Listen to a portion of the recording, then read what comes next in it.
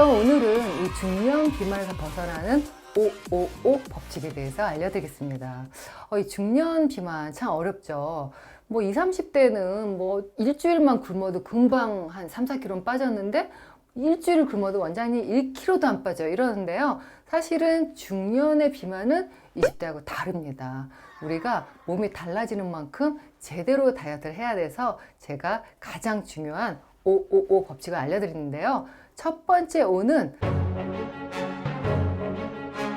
허리 둘레를 5cm 줄여라입니다. 대부분 보시면 체중만 생각하세요. 그래서 체중을 너무 집착하다 보니까 나중에 감량이 돼도 금방 요요가 생기고 생각보다 감량이 더디니까 하다가 포기하고 하시는데 제일 중요한 거는 허리 둘레를 줄여야지. 중년 비만은 우리가 염증살이라고 그랬잖아요. 이 염증살은 숫자만 체중만 줄어진다고 좋아지는 게 아니죠. 결국은 뱃살이 빠져야 되고 이 뱃살에 있는 염증들이 우리 몸 안에 있는 기본적인 에너지 대사 이 기관이 미토콘드리아를 망가뜨리니까 그만큼 적게 먹으면 먹을수록 살은 안 빠지고 미토콘드리아가 망가지면은 또 안에서 계속 악순환으로 적게 먹어도 살이 찌고 이런 과정이 반복되는 거죠.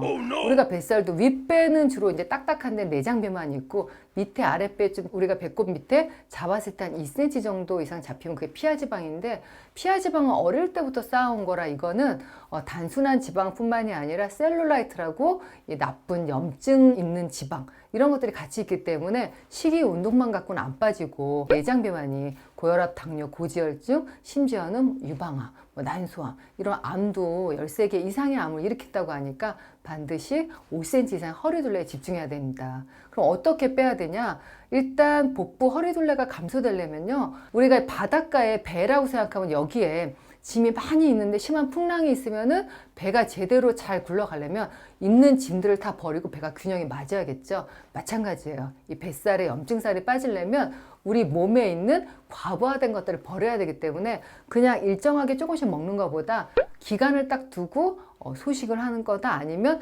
아예 단식을 하는 게 조금 더 효과적인 방법인데요. 단식하면 여러분들 생각보다 굶기가 쉽지가 않죠. 그래서 제가 늘 말씀드릴 게 12시간 시간 제한 다이어트. 우리가 아침 7시에 일어나서 저녁 7시까지 먹으면 그 다음날 아침 7시까지 가능한 물만 먹고 음식에 안 들어가게 해줘야 됩니다. 그러다 보면 몸 안에서는 이 인산화 반응이라고 미토콘드리아 에너지가 지방 분해를 하는 이 기전이 빨라지면서 뱃살이 빠지는 것을 느낄 수가 있습니다. 그래서 가능하면은 음식을 서서히 줄이는 것도 나쁘지 않지만 조금 더 빠르게 이렇게 12시간 단식을 한다든가 또 제가 늘 강조하는 뭐 16대8 다이어트 그래서 8시간 안에 식사를 하고 한 16시간 이렇게 공복 기간을 길게 두는 게 뱃살 빠지는 데 도움이 될 수 있습니다.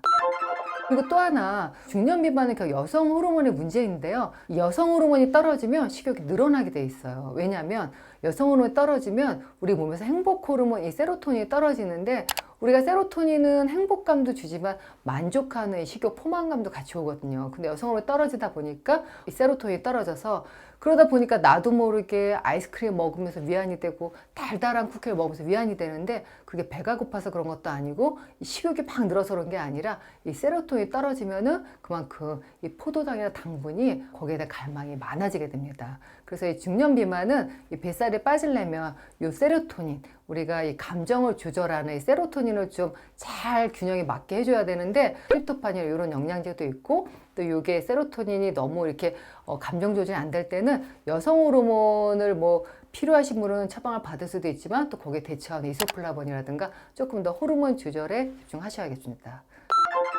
두 번째 5 법칙은 체중의 5%를 일단 줄여라요.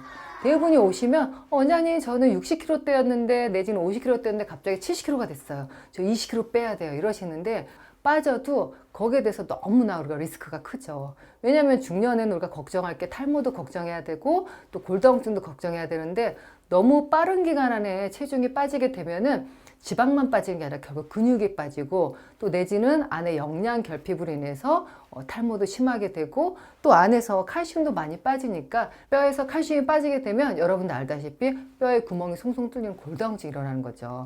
그래서 이 골다공증은 한번 딱 진단이 되면 다시 치료가 되는 게 아니라 악화되지 않도록 해주는 것밖에 큰 치료가 없기 때문에 우리가 중년 비만은 반드시 내 체중의 5% 먼저 빼고 어느 정도 한 4주에서 6주, 길게는 8주까지 보고 있고요. 그 다음에 이제 우리가 다시 체지방 검사를 해서 지방만 잘 빠지고 근육이 유지되고 무기질이 잘 유지되면 그 다음 목표로 해서 보통 5에서 10% 빠지는 것을 원칙으로 합니다. 그렇기 때문에 우리가 체중 감량을 물론 초기 감량을 조금 빠르게 하는 것도 좋지만 너무 무리하게 감량해서 오히려 근육까지 빠지게 되면 나이 들어서 결국 근감소증은 기토에서 떨어지고 그러다 보면 먹는 거는 뭐 줄였는데도 점점점 또 살이 찌고 악순환이 되니까 반드시 체중의 5% 아주 많아야 10% 정도를 이상적으로 하고 오히려 유지 기간을 길게 잡는 것이 더 현명합니다. 네, 마지막 O는요.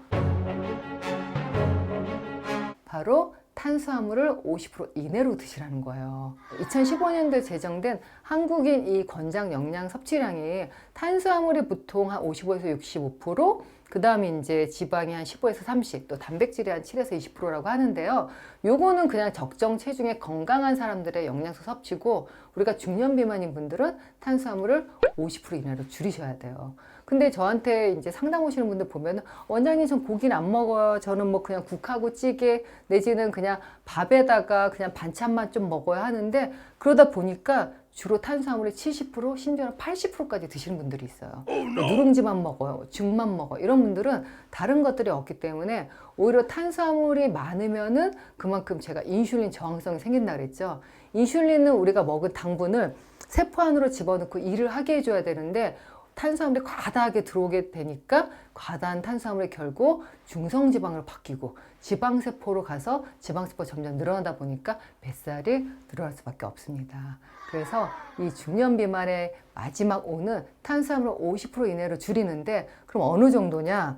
우리가 보통 다이어트 할 때 한 뭐 1000에서 1200칼로리 정도를 많이 생각을 하시는데 거기에 50%면 우리가 한 600칼로리잖아요. 그럼 세 끼를 드실 때 한 200칼로리라 그러면 밥 한 공기가 보통 한 300칼로리거든요. 그러니까 밥에서 한 3분의 1을 늘 떼고 드셔야 되는 거죠. 그래서 우리가 탄수화물 먹을 때 밥을 먹을 때도 이전보다는 밥을 정말 3분의 1씩 덜어 드시거나 아니면은 저는 뭐 밥 잘 안 먹어요 그러면 점심은 제대로 한 끼 밥을 잘 드시고 아침 저녁을 나누어서 한 반 공기 정도 드신다든가 뭐 이거 외에도 우리가 빵이나 떡이나 우리가 뭐 국수라든가 이렇게 탄수화물로 된 걸 줄이시고 이렇게 탄수화물 줄이면 그러면 식사는 확 줄이냐? 그건 아니고 그 대신 단백질을 많이 늘리라는 거죠. 그래서 고기뿐만이 아니라 생선, 두부, 계란, 늘 제가 말씀드린 해산물 이렇게 해서 단백질을 먹으면 몸 안에서 에너지를 소화하는 그런 열량도 늘어나고요. 또 여러 연구에서 단백질을 많이 늘리면 그만큼 포만감이 좀 빨리 와서 하루 종일 먹는 양이 줄어들다고 합니다. 중년 비만 어렵지 않죠? 이 555 법칙을 잘 지키시면 의외로 배고픔을 덜 느끼면서 조금 더 슬림하고 조금 더 가벼운 인생 이막을 살 수가 있습니다. 감사합니다.